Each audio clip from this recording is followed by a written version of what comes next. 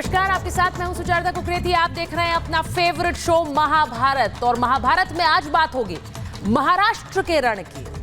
आज महाभारत में बात होगी महाराष्ट्र में नरेंद्र मोदी कैसे सियासी प्रचार में उतर गए। आज नरेंद्र मोदी महाराष्ट्र में थे तो गृह मंत्री अमित शाह भी प्रचार के लिए आज महाराष्ट्र पहुंचे थे। योगी आदित्यनाथ लगातार महाराष्ट्र में स्टार प्रचारक बने हुए हैं। आज प्रधानमंत्री ने महाराष्ट्र में पहुंचकर कहा कि महाविकास अघाड़ी वो गाड़ी है जिसमें ना ड्राइवर है ना पहिया है, और इसके तो ड्राइवर के लिए ही खूब लड़ाई हो रही है, कौन ड्राइवर बनेगा। प्रधानमंत्री ने आज फिर कहा एक है तो सेफ है।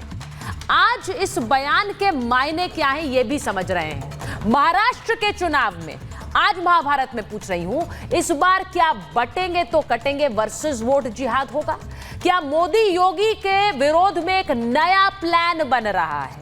जिस तरह के बयान महाराष्ट्र की सियासत से आ रहे हैं उससे साफ है कि महाराष्ट्र में इस बार जमकर वोटों का ध्रुवीकरण होगा।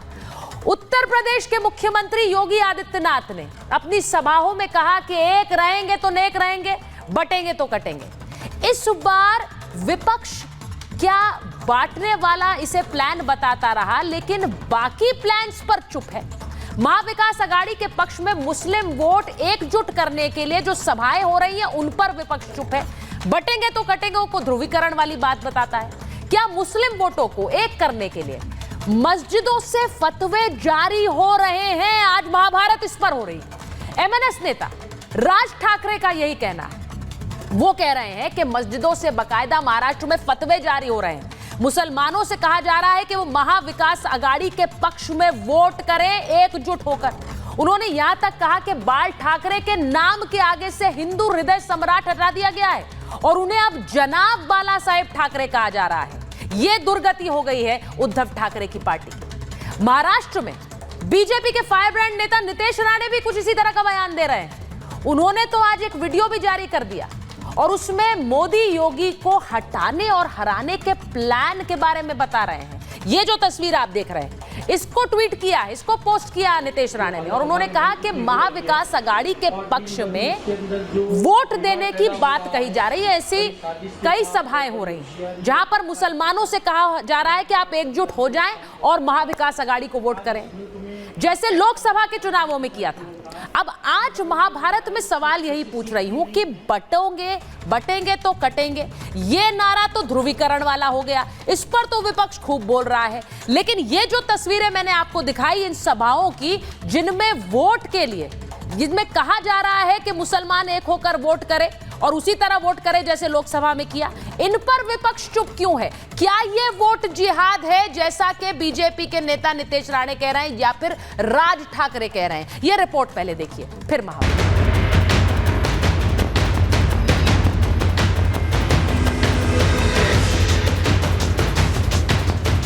क्या एमवीए की गाड़ी में ड्राइवर सीट के लिए झगड़ा हो रहा है? ड्राइवर की सीट पर बैठने के लिए भी झगड़ा हो रहा है। क्या एमवीए की गाड़ी बिन पहिए और ब्रेक की चल रही है? महाअघाड़ी की गाड़ी में वैसे भी ना पहिए हैं ना ब्रेक है। क्या इसलिए चुनाव में मोदी विरोधी सेटिंग हो रही है? मोदी को हराने के लिए वोट के नाम पर फतवा निकाला जा रहा है। चुनाव में वोट जिहाद की एंट्री हो गई है। महाराष्ट्र में चुनाव होने वाले हैं, मगर उससे पहले ही धार्मिक महफिलें जम रही हैं। धर्म विशेष के नाम पर वोटों की अलग अलग दुकानें खोल दी गई हैं। वोटिंग से पहले मोदी विरोधियों को हारने का डर इस कदर सता रहा है कि विपक्षी नेता मौलानाओं से वोट की अपील कर रहे हैं, उनसे फतवा निकलवा रहे हैं। मैं समझता हूँ ये कोई लड़ाई सिर्फ किसी सीट की नहीं है, ये संविधान की हिफाजत की लड़ाई है। लेकिन पिछले 10 सालों से जो हालत हमारे मुल्क की हो रही है और दिन ब दिन उसके अंदर जो बिगाड़ पैदा हो रहा है, हमारा हर साथी आपकी शाना बचाना और आपकी कंधे के साथ कंधे मिलाकर खड़ा है, पूरी मेहनत करेंगे। मोदी को हराने के लिए अब मौलाना कंधे से कंधा मिलाकर विपक्षी नेताओं का साथ देने की बात कर रहे हैं। इसे लेकर सियासी पारा हाई हो गया है। सर्वधर्म समभाव हिंदुओं को वो गिनते नहीं है। कांग्रेस ये हिंदू विरोधी पार्टी है, ये मुस्लिम लीग की बी टीम है। जहाँ जहाँ कांग्रेस पार्टी है वहाँ ना आप हिंदू का सम्मान पाएंगे, ना हिंदुइज्म का सम्मान पाएंगे, ना हिंदुस्तान का संरक्षण पाएंगे। आज इस प्रकार की गतिविधियों को कर कांग्रेस नित इंडी अलायंस ने मेरी इस बात को कहीं ना कहीं प्रमाणित कर दिया। नरेंद्र मोदी भाजपा को विरोध करो, वो कत्लेआम करेंगे। ये जो भाषा है ना, वो 1947 के पहले मोहम्मद अली जिन्ना की जो मुस्लिम लीग की भाषा थी, ये मुस्लिम लीग की भाषा उद्धव ठाकरे और राहुल गांधी और ये संस्थाएं कर रही है। नफरती मौलानाओं की इन्हीं भड़काऊ तकरीरों के खिलाफ एमएनएस चीफ राज ठाकरे ने जंग का ऐलान कर दिया है। उद्या तुम्ही माझ्या हातामध्ये जर या महाराष्ट्र राज्याची सत्ता जर समजा हातामध्ये दिली, एकही मशिदीवरती एकही भोंगा तुम्हाला दिसणार नाही या महाराष्ट्रामध्ये। हिंदुओं के खिलाफ जो साजिश रची जा रही है, उसके खिलाफ राज ठाकरे ने आवाज उठाई तो विरोधियों के निशाने पर आ गए। समाजवादी पार्टी के नेता अबू आजमी इस बयान को सस्ती शोहरत पाने का तरीका बता रहे हैं। सस्ती शोहरत के लिए हो रहा है, पोलराइजेशन के लिए। और मैं समझता हूँ कि यहाँ का जो उनका वोटर है वो इतना बुद्धू नहीं है कि इनके इस बोलने से नफरत फैलने से पोलराइजेशन हो जाएगा। मैं समझता हूँ इंशाल्लाह इनको सत्ता ही नहीं मिलेगी तो कहाँ से करेंगे ये। कुल मिलाकर चुनाव से पहले वोट जिहाद का मुद्दा सामने आया, जिसे लेकर सियासी पारा हाई हो गया है। ऐसे में एक बड़ा सवाल उठ रहा है कि योगी आदित्यनाथ ने जब नारा दिया बटेंगे तो कटेंगे, तो पूरे विपक्षी खेमे में हलचल सी मच गई। योगी पर आरोप लगाया गया कि वो देश को तोड़ने की बात करते हैं, वो हिंदू मुस्लिम को बांटने की बात करते हैं। लेकिन जरा सोचिए, महाराष्ट्र में क्या हो रहा है, इस पर विपक्षी नेताओं की जुबान क्यों सिल गई है। योगी बोले तो गलत, मौलाना बोले तो सही कैसे? आज इसी पर महाभारत।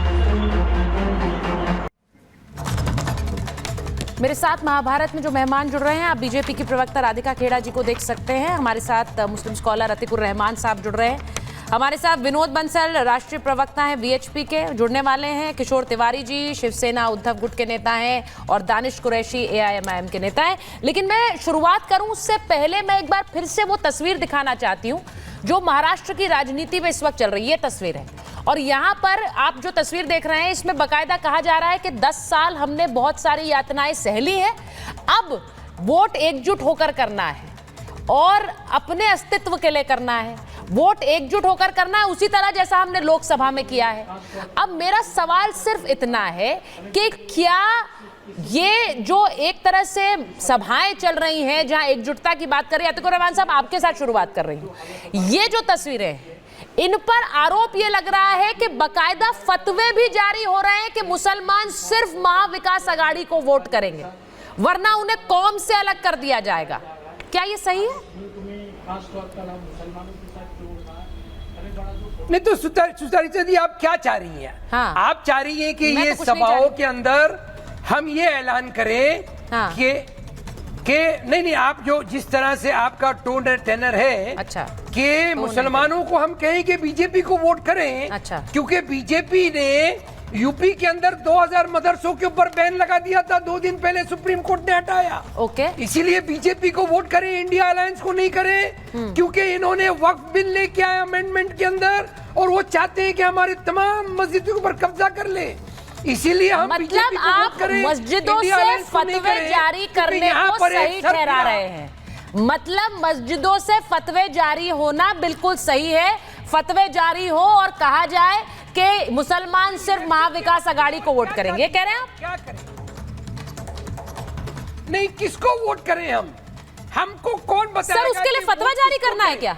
हम हमारे जो सर एक उम्र बनाई जाती है वोटिंग की कि इंसान समझदार है और वो वोट कर सकता है, तो क्या फतवे जारी हो? तो नहीं ना, सुनिए तो सही ना। हाँ। सुचारिता जी, हमारा फतवा क्या है मैं आपके सामने बता रहा हूँ ना। हाँ बताइए। हमारा फतवा है हाँ। उस कैंडिडेट को वोट करें जो डेवलपमेंट की बात करे, एजुकेशन की बात करे, नौकरी देने की बात करे और कम्युनल एजेंडा के ऊपर वोट ना करे। क्या हम गलत है? क्या हम गलत है? और बीजेपी को तो कतई ना करें, क्योंकि उन्होंने तो 2000 मदरसों को बैन कर दिया था। सुप्रीम कोर्ट ने बहाल किया 2 दिन पहले। वक्फ अमेंडमेंट बिल लाए हैं जो तमाम मुसलमानों की वक्फ की हुई जमीनों के ऊपर उनकी नजरें हैं। यहाँ पर डेप्यूटी चीफ मिनिस्टर बीजेपी के फडणवीस जी महाराजगिरी को कहते हैं। कितना भी खराब इस्लाम के खिलाफ बोलोगे तो भी आपको कोई हाथ नहीं लगाएगा। कैसे बीजेपी को वोट करने गए हम? सर मैं ये कह ही नहीं रही हूँ कि आप बीजेपी को वोट करने के लिए अपील करें, लेकिन मेरा सवाल आपसे तब जरूर बनेगा जब आप फतवे जारी करेंगे मस्जिदों से और कहेंगे कि भाई वोट तो महाविकास आघाड़ी को जाना चाहिए। फिर